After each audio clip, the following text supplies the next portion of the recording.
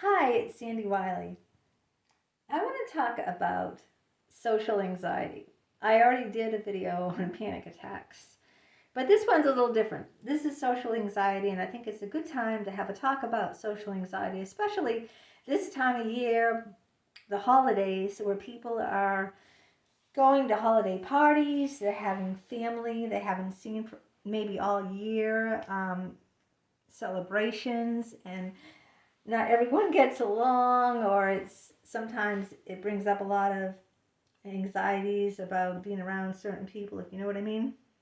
Those certain family members that always, don't mean to, but give us a hard time, or they say the wrong thing, even though they don't mean to, they're well intentioned. What to do about that situation?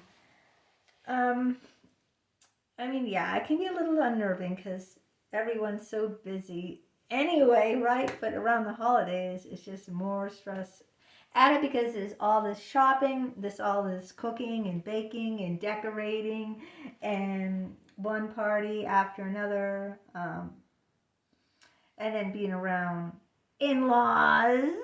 Oh yeah, or people that you haven't seen in a while, or friends of friends, and you get the idea. And then they can ask these questions that make you like, oh. I feel very tense when people ask me questions. I mean, I might come on and spill everything all over the internet. I write books and I spill out everything in great graphic detail in my books. But if you get me in person, okay, at a party or something, I'm not that girl. I'm the wallflower. I'm the very shy girl. I do not like talking about myself. It's easy to do it through writing because I'm a poet. I'm a writer. I write out all my feelings in writing, but face to face with a live person, I'm shy. I'm insecure. I think that we have social anxieties because we feel people are judging us. When people ask us, what do you do? Or, oh, so are you involved with anyone? Those kind of questions can make us really tense. And we'd rather not, talk to them or elaborate. Maybe we just lost our job. Okay, maybe we just broke up with our significant other, or we're going through a really bad time in the relationship and really don't want to say anything about it. But those kind of questions, or even if they don't ask those kind of questions, I hate small talk. What do you talk about? Politics? The weather? Oh, so look at that. I heard there's going to be an inch of snow on Christmas Day. It just is kind of uncomfortable. I hate small talk. I mean, I really hate it. It's just so unnatural. It's like you're just trying to be polite and say something for the sake of saying something. And that always makes me feel anxious, like I have to say something because I'm here at this holiday party, and what am I supposed to do? Not say, they'll think I'm a snob, right? That's another judgment, that you worry, Jesus, well, I'm going to have to talk. I just can't sit here and usually I have a couple of drinks and that loosens me up enough to make the small talk, but I don't like that small talk. So social anxiety, yeah, what do you do? What do you do when you have social anxiety? It really is uncomfortable. It can lead to major panic attacks, like it does with me. It just makes you feel uneasy. You feel judged. You feel people are judging you. You don't want to talk about things and you feel forced. I hate that feeling of feeling cornered, when people are cornering me. Like, I can't escape. Like, what am I going to do? I don't want to, be here next to this person, sister-in-law or brother-in-law or friend of a friend or whatever it is. I don't feel comfortable, or my son's girlfriend that I have to make nice because it's my son's girlfriend or whatever it is. I remember one time I said the wrong, and I'm always worried about saying the wrong thing. Okay, that's what leads to more anxiety. I was shopping with my husband, my son, and his girlfriend at the time. We're all shopping, right? So me and his girlfriend go off and we're looking at ripped jeans. We're looking at jeans, and I saw these ripped jeans, and I go, ugh, I just hate ripped jeans. Um, they're all like straggly and ripped and everything. And she goes, "What's wrong with ripped jeans? I wear ripped jeans." Now, I didn't mean anything that um, that there's something wrong with ripped jeans. Okay, it's just like I didn't like ripped jeans. I'm not trying to say, well, if you wear ripped jeans, you must be like a hobo or a ratty person who has no taste in clothes, and you just look like you're a homeless person that can't afford something. Why do you want to buy something all ripped up? No, that's not what I meant. That's how she took it, though. All I meant was I don't like them, just like I could say, well, I don't like mink coats. Or what if I said I like mink coats? And then someone would say, you don't care about animals? You hate animals? You'd rather see animals get killed for your luxury? You see what I'm saying? So you don't feel safe saying anything because you feel like you're going to be judged. And I wasn't really, I didn't know she wore ripped jeans, right? She told me, she goes, "What's wrong with ripped jeans? I wear them." I mean, she didn't have them on that day, right? I didn't know. And then I made a quick comeback and I said, well, I don't like the way they look on me. I'm old. So, but you see, it's so hard. People are so sensitive, including most of all myself. I'm not trying to shame or blame people who are sensitive because I'm the most sensitive person out there. But you don't know if you're going to ever hurt someone by what you're saying. And you might say something very innocent like I did, like, "Oh, I don't like ripped jeans," and she took it the wrong way. So that's why these situations make it. Then after that, you're going, okay, how do I come back from that? Or now she doesn't like me because she thinks, I'm judging her because she wears ripped jeans, which I'm not. So it gets very uncomfortable, Where there's people, there's a lot of drama. Do you know that? That's why I'm a loner. Where there's people, there's a lot of drama. The more people, the more drama. That's why I stay to myself and my family. Because I don't want to be wrapped up in all that drama. Even if you try not to be, you always get sucked up in that drama. But so what do you do about the holidays, and how do you handle social anxieties or when people make you feel uncomfortable? Well, I'll try to wrap it up, whatever they're saying, and go, oh, you know what? That looks so good, that whatever, that cheese ball and crackers on the table. I got to go get me some of that. Or I might say, my glass is empty. Oh gosh, I got to get me another Bloody Mary. Something like that. Like, kind of wrap up what they're trying to talk to you about and like say, oh, look it's Mary over there. Gosh, I haven't seen Mary. I got to go tell her about blah, blah, blah. You just try to, be really polite and, to get away from her. Get away. But it's hard. And it all has to do with, our insecurity. We feel like people are judging us, and or we're very shy, or we feel uncomfortable answering certain questions because, again, we feel we're being judged when we answer those questions. And we're afraid just to say anything because God, just like I said with my son's girlfriend at the time, God, I said the wrong thing, didn't I? I shouldn't have said, I don't like this. So what are you going to do? Say you like everything, or just don't say anything? Like, oh yeah, look at ripped jeans.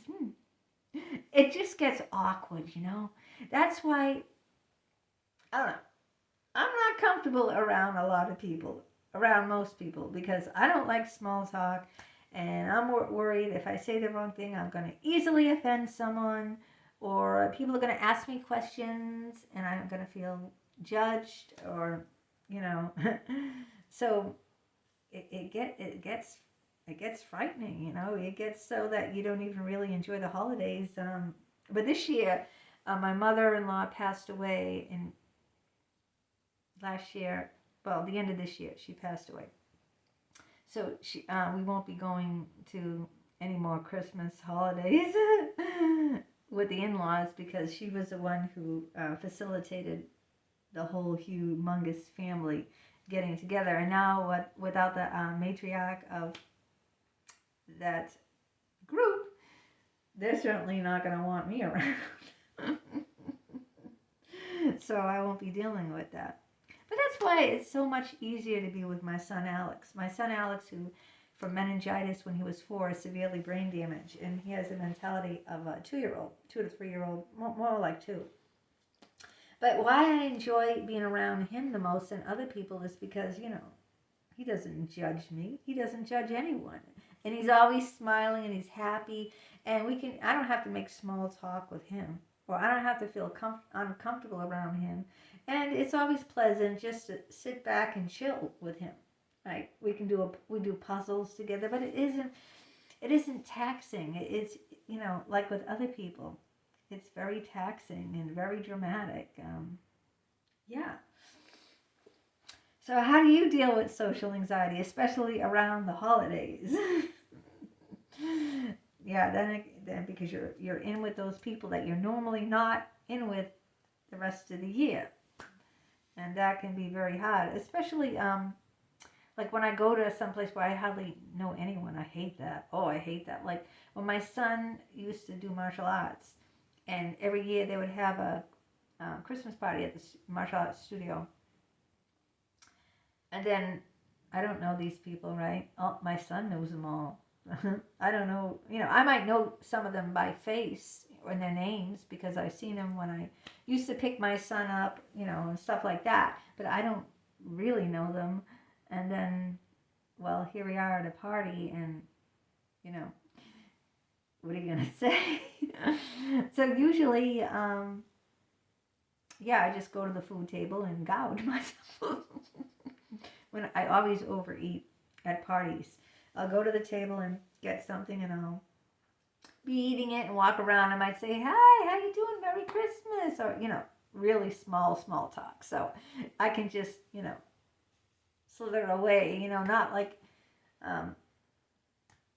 bigger stuff where you might get into a semi-conversation kind of thing. Like I'll have my plate there and I'll go up like I'm eating oh yeah, hi, how are you? Busy Christmas shopping, so I don't have to be stuck there. And then once I feel trapped, stuck there, then the anxiety goes through the roof, when they corner me like this and then they start talking. I've had that at church, at the coffee hour after church. I loathe that because there's certain people in the church. I'm not going to say the name of the church or anything. This is where my husband goes. But yeah, they corner you and they're like, bah, bah, bah, bah, bah, bah. Those hens that can't stop, blah, blah, blah, blah, blah, blah, blah. And like you try to pull away, but they're not stopping. They're going, blah, blah, blah, blah, blah, blah, blah, blah. And they'll tell you every intimate detail of their life. Oh, my mother's in the hospital. She has this, and this, and my sister's not helping me. She knows that I have kids and I can't do it all. And what is she doing? And they just spill it all out. You don't want to be rude, and you sit there and go, oh, that's a shame. Oh, you know what I mean? It's like in your head, you're going, oh my God, I gotta get out of here. I gotta. You can feel the panic. You can feel the sweat coming up in your neck, and it's like, get me out of here. And they're still going on and on, like, I don't know what we're gonna do. We should put mother in a nursing home, and they just keep talking, right? And they're talking about serious stuff now. And what are you going to do? You don't want to act rude and say, oh, sorry, but I want to go grab a cup of coffee in the middle of all this heavy shit that they're loading on you. That's why I don't go to coffee hour anymore. What do you do then? It's very rude to just walk away and say, hey, I see so-and-so over there. Or, hey, I got to get me a piece of that delicious coffee cake before, there's only 1 or 2 slices left. You can't do that then, right? Because they're talking really serious, So like I stand there and I look pleasant. Yeah. Oh, I'm sorry. Oh, wow, that's tough. Like that. And I'm thinking, I gotta get out of here. So what can you do? Like, you could say, well, oh, excuse me, I really have to go to the ladies' room. But then they can follow you in the ladies' room. Oh, that's okay. I gotta go too. And then, oh my God, what are you doing? Oh, God. I'm trying to think of, what I've done except like grin and bear it, or say, oh, gosh, look at the time, I got to get going. I've got a XYZ, I got to pick up, I got to get ready because I'm seeing my son today, Alex, and whatever, just after. There's only so much you can take of some of those hen sessions when the person won't stop and goes on and on and on, Just make some excuse. Just say, hey, I'm really sorry about what's going on. And yeah, I got to get going because I got to pick up my son today. He's coming home for dinner. Or whatever you have to do, right? I got to take my kid to baseball practice. Or, hey, you know what? I got to stop by and see my mom. Or whatever it is, just make some damn excuse to get out.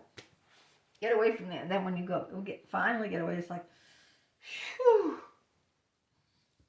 Yeah, I know, it's tough. Holidays, they're a tough time. A lot of people are depressed around holidays, too. So that doesn't make it easy. That you're forced to, be cheery because you're at your in-laws or you're at your friend's house or you're at here or there where you're supposed to be, your office party, and you're not feeling it, That's the toughest part, That's really going to suck because you're not feeling it and you don't want to be the downer, you don't want to be, everyone's happy and you're just like, you're not feeling it. And you got to put on that act, right? You got to be what you're not. You're feeling like, yeah. But you can't act like that, right? You can't act like that at the office party or maybe try to get out of it. That's what I do sometimes. Oh, I gotta wash my hair, or I get a really bad headache. I can't go. I'm sorry, I can't go tonight. I got a really bad headache, or I'm just not feeling good. Something didn't agree. That spicy meatball I had last night did not agree with me. So yeah, I'm sorry, I can't go. I'm sick to my stomach. Whatever, try to get out of it. I try to get out of a lot of things. A lot of things I did get out of. Because I just couldn't stand to sit there and bear it, right? I couldn't stand to make nice and put on that nice face for I don't know how many hours, And just sometimes you just don't have it in you. You got to take care of yourself. You have to take care of yourself. If you're not in the mood to do that, just make some nice excuse and say, look, I think I got COVID. No one will want you around it. But yeah, drop down in the comments, how you feel during the holidays, how you handle social anxieties, what you do, and that's a wrap.